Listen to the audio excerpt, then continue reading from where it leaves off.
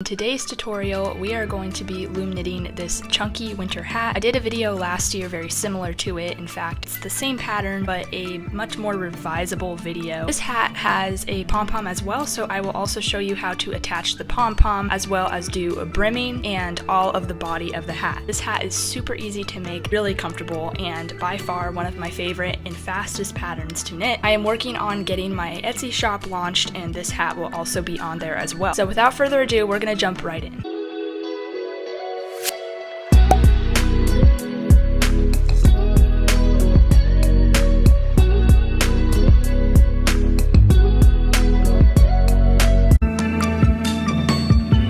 For this tutorial, you will need a 41 peg round loom. This will fit a teen to adult. If you want to mess around with other sizes, you could go with a 31 peg round loom, which will fit a young child, or a 24 peg round loom, which will fit a very small newborn. Next, you will need a chunky yarn of your choice. In this particular tutorial, I'm going to be using one of my favorite yarn brands, which is Lion Brand Woolies Thick and Quick. This yarn is a number 6. You can use a number 5 or 6, but preferably 6s seem to work better on all of my looms, so depending on how your loom is set up, this yarn will work really well on your average one. This is also an 80% acrylic and 20% wool, so make sure you watch those labels because some people are allergic to wool. This doesn't have very much of it in it, but it does make product a lot warmer. I will have a note telling my purchasers that this does contain wool because, again, you have to be mindful of people with allergies. And I'm using this yarn in the color Arctic Ice, which is one of my favorite colors. If you want some pom-poms, these are some that I bought off of Amazon. If you are wanting to get pom-poms in bulk, I'd highly recommend just going to Amazon because they're the cheapest there and you can get a lot more bang for your buck instead of having to go and buy them separately at the store. And then you're going to need your knitting condiments, as I like to call them, like your yarn needle, a looming hook, an optional crochet hook, optional tape, which will come in handy for marking your pegs if you need to, and then of course scissors. Alrighty, so start off by pulling out just a little tad bit of tail and make a slip knot. I make my slip knots by wrapping it around my finger till it makes a cross, and then I lift the top of the loop up and I grab the other end of yarn behind it. There's like 5 different ways you could do this slip knot. If you don't know how to do a slip knot, just tie it onto the anchor peg. You just need a way to fasten it on, but a slip knot makes it easier. Now we're going to do a wrap combination cast on. Basically, you just go behind the first peg, you wrap it all the way around,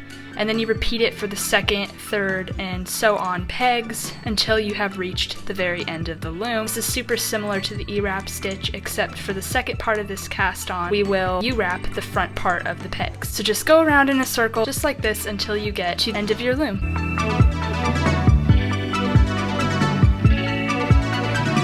Alright, so once you have gotten that last peg wrapped, you're going to have your hook in your hand and you are going to make a U across the top of the first peg. So I brace it back with my 2 fingers over here, and then I take my hook and I put it over the loop like that. I repeat it on the next peg.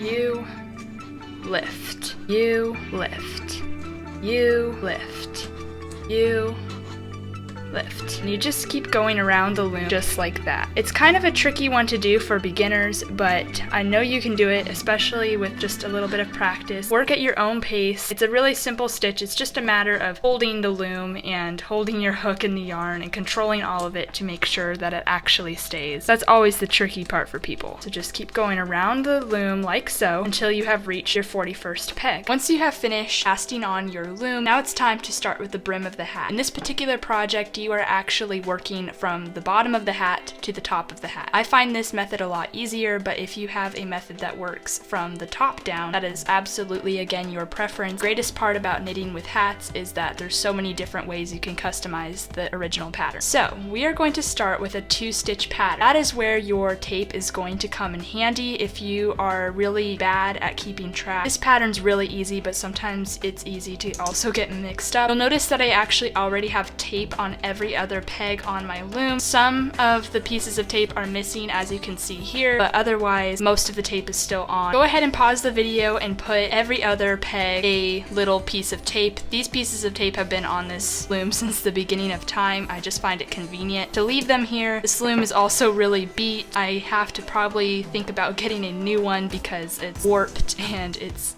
seen its better days. Again, if you don't want to do the tape thing, you don't have to, but if you do, start with the second peg, and then every other peg, just put a piece of tape all the way around. And now we're going to start with the pattern. So again, we're going to do the U-wrap. So you are going to go around the first peg, brace with your back 2 fingers, and make this U shape. Then you are going to take the bottom loop of your peg with your hook and gently lift it over the U, and then release with your back fingers, just like we did with the cast on. But instead of doing it to the same peg, you're now at this piece of tape. And that's when you go under the stitch. We are going to do something called a purl. And purls can be tricky for beginners, but I promise you'll get it. Basically, you just go down into the stitch with your hook, you grab the yarn under it, you pull it up to make a loop, and then you're just going to pop the original loop off of the peg and place this new loop over the peg. Then you're going to take your working yarn and you're going to gently pull it until it's snugly adjusted to the peg. That is a purl stitch. Then you're going to go to the next peg, which has no piece of tape, and you're going to U-wrap it just like you did with the peg before your purl, and lift over that bottom loop. Then again, you go back down where the tape is, down into the loop, lift that yarn from under it until it makes a new loop, pop the loop off the peg, and put the new loop back on and snugly adjust it. Pretty simple, right? Again, you go to the next peg and you U-wrap it. Now obviously I don't have a piece of tape right here, but that's okay because I'm close enough to where I know where I'm at. Again, I'm going to purl this stitch, and then I'm going to go to the next peg and I'm going to U-wrap this stitch. Because I'm familiar with how this works, I move pretty quickly, but for the sake of beginners, I want to move fairly slowly. So just watch my pattern a little bit. If you need to slow down the speed of the video, you can go to the bottom of your screen and you'll find a little thing. I don't really know how to explain it. I'll put a pop-up up here for you. So if you don't think you want to do a brim for your hat, that's okay, but the brim is actually what makes the bottom of the hat stretchy and go over your head. Just work at it, take your time. But again, I'm just cruising along, I'm U-wrapping, and I purl. So you are actually going to continue around the rest of the loom doing this 2-stitch combination, basically alternating between the U-wrap stitch and the purl stitch until you have knitted about 2 inches. So for this particular yarn, it doesn't take very long for you to start seeing your hat grow. That's the best part about chunky yarn. I haven't actually calculated how many rows it takes me to get to 2 inches. So clothing measuring tape or just a regular measuring tape or a ruler is perfect. If you don't have neither of those, the easiest possible way that I go by this is I take my finger and I actually do this. I just fold down my index and you can just see this space between my, I don't know what to call it, my joint and then my finger. This is actually what I use, and I just press it up against the fabric. If it's about this long, you are golden. Again, this is something you can customize and it's not necessarily set in stone 2 inches. So continue around your loom over and over again, repeating this pattern until you have reached roughly 2 inches or wherever you want to be on your brim. So you'll notice that these last 2 pegs, since this is an uneven numbered loom, you'll obviously have a purl right here, but then you may not know what to do here because then you have to restart the whole row by U-wrapping the first peg. So do not U-wrap this last peg. For a much more cleaner look, just purl it like the other peg. So you really, in reality, purl these 2 pegs. So always just set into your brain that you need to purl the last 2 pegs of every single row, and then you'll just restart the row again by U-wrapping, purling, U-wrapping, and so on. Okay, so I finished roughly 2 inches of the brim of my hat, and now we're going to get started with actually doing the body of the hat, which is a repeat kind of pattern as well, like we did here, but instead you're working all of the pegs at the same time. So I'll explain how that works. We're going to start with a 3-row combination, and you're going to repeat this 3-row combination 10 times to get the full length of the hat, which will again fit a teenager or adult. Basically your average head size, and again this will stretch, so you're going to have plenty of give. We're going to start with purling all of your pegs. Again, that means going down into the stitch, grabbing your working yarn underneath and creating a new loop, and then you lift the original loop off of its peg and place the new loop on and pull the yarn to tighten. Again, you're going to go back down, ignore the tape if you had tape at all, and you're just going to keep going all the way around the loom until you reach your 41st peg. And then we're going to start the other 2 rows.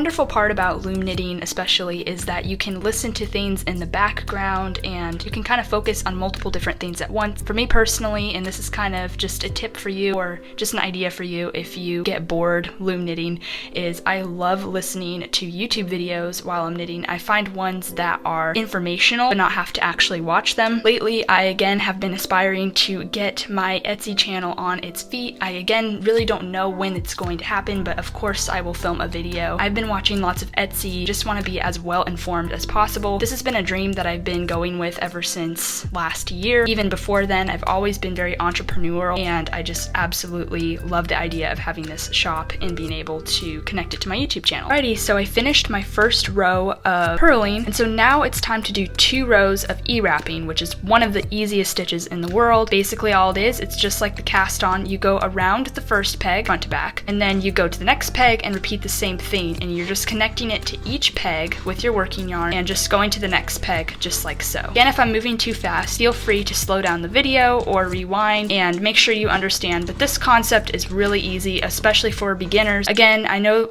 oh my goodness, I just literally let go of all that. No! Come on, come on, come on, come on. Challenges of filming while standing up. It's beautiful.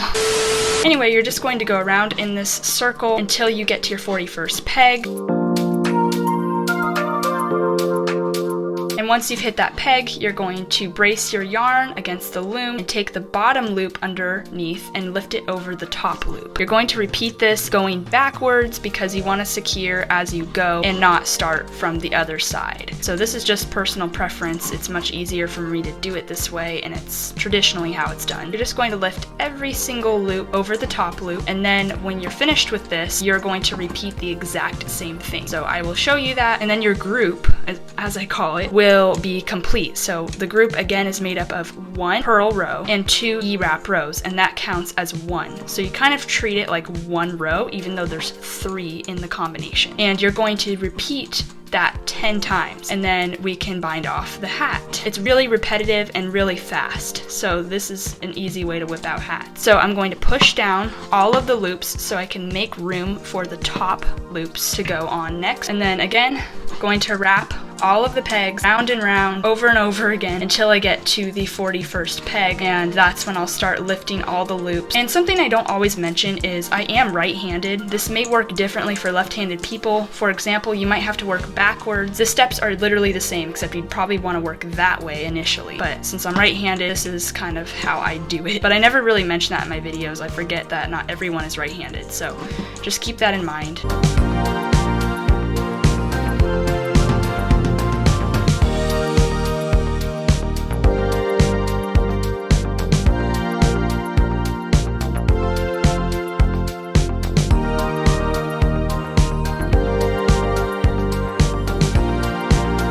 And don't bother pushing down all these loops again because we're just going to start our second set, which again is where you go down into your loops and you start purling again, and this is going to be your 1 purl row for the set. So as you can see, we're starting all over again with the set combination, and then after this purl row, you will E-wrap all of the pegs 2 rows, and then you'll start all over again. I completed my 9th row along with a few extra rows for my hat. Unfortunately, I feel like they shorted me on yarn, so I had to improvise a little bit and miss a row. So it's okay if you did a really long brim like I did, which I think is the reason for that whole thing. Usually about this long, but I knitted it much longer this time because I barely have enough to make each hat. But it's alright if you have a long brim and then you just do 9 rows along with a few extra rows. And those few extra rows were 2 E-wrap rows. Here you can actually tell which stitches I did. So I have these bumps right here are all the purl rows. And then in between you have these little braids, and there's 2 braids, which makes up 2 rows of E-wrapping, and then purl, E-wraps, and then we have a purl here, 2 E-wraps, and then as you can see here, I actually added 2 more E-wrap rows. So you can do that. The reason why I even do that in the first place, regardless if I'm short a row or not, is because I want to have a top where the pom-pom can be. So to give it a little bit more give, a little bit more separation from the body of the hat, I actually E-wrap 2 extra rows. So after you've done your extra 2 rows, now it's actually time to bind off. So I would suggest that you get all of your bind off supplies, such as your crochet hook, which is optional. It makes everything a little bit easier. And then of course scissors and your yarn needle and then your hook. We're going to finish off with that. Take your yarn and wrap it around the entire body of your loom like this. And then when you get to your anchor peg, I like to wrap it once. You don't have to. And then I pull out a little bit extra. And then I take my scissors and I do a little extra because I have to keep in mind for that pom-pom, and then I snip it. This really long tail of yarn. There's two ways you can do this process. The first way is that you can actually attach your yarn to the needle and then go up through all the stitches and pull the yarn all the way through. However, I feel like that's a little bit more time consuming. So for me personally, I'm just going to do it this way, which is where I take my hook. I pretend to purl by grabbing that yarn from underneath and making a new loop, but instead of lifting anything off, I just keep pulling. And now you have your yarn secured onto that particular loop. And again, I go down into the next peg's loop and pull it all the way through. And I keep doing this around the entire loom until all of these pegs are 100% secured. Going down into it, pulling it through, going down into it, pulling it through. And again, this is something you can also do with your yarn needle as well. I just find that this is a little bit more of a time saver for me personally. So when you're finished, meet me back here by pausing the video and completing your row of bind off, and we will touch up the rest of the hat. Okay, my entire loom has been secured, and now I need to take the tail of my yarn and I am going to thread it through my yarn needle. You can do this step anytime. I'm just doing it now so I don't forget or have the yarn get pulled through on accident, and then I'm going to tie it on, and now we have that. So we're going to set it aside, pick up your loom, take your hook, just start popping all of the loops off the peg like that. So don't have to worry about anything like it coming out, it's all good. You're just going to go around the loom like this, popping off all these pegs until you have your whole project free from the loom.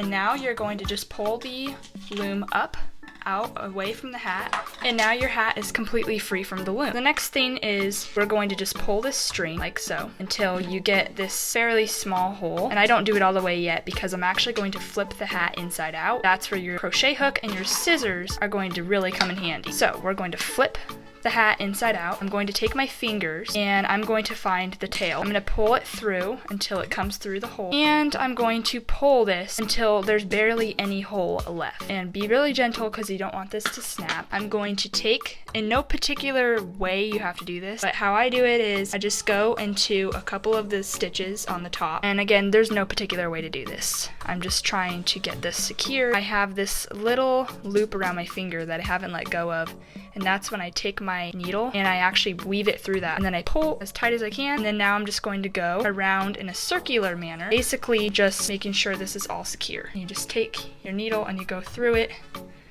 and then you pull.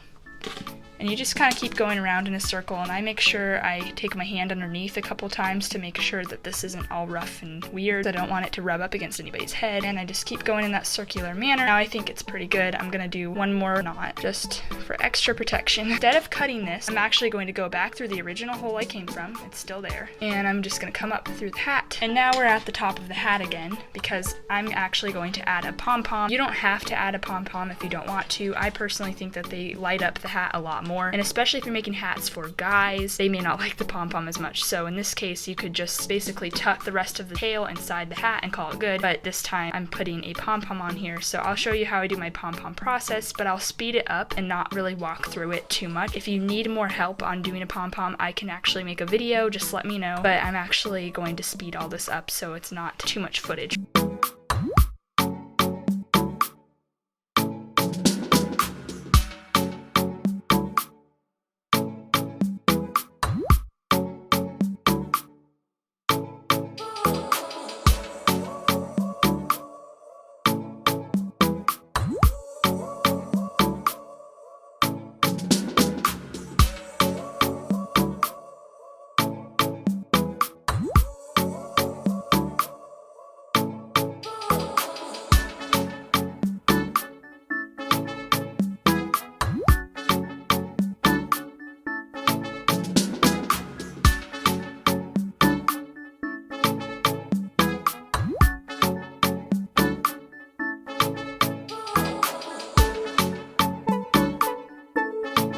watching this week's video, and if you enjoyed it, please make sure you leave a thumbs up. My new schedule as of right now, it's a little tentative, but I hope you enjoyed this hat. I hope it keeps you comfortable. I'll see you in a couple weeks for the next tutorial or video. With that, Rayalite Knits out.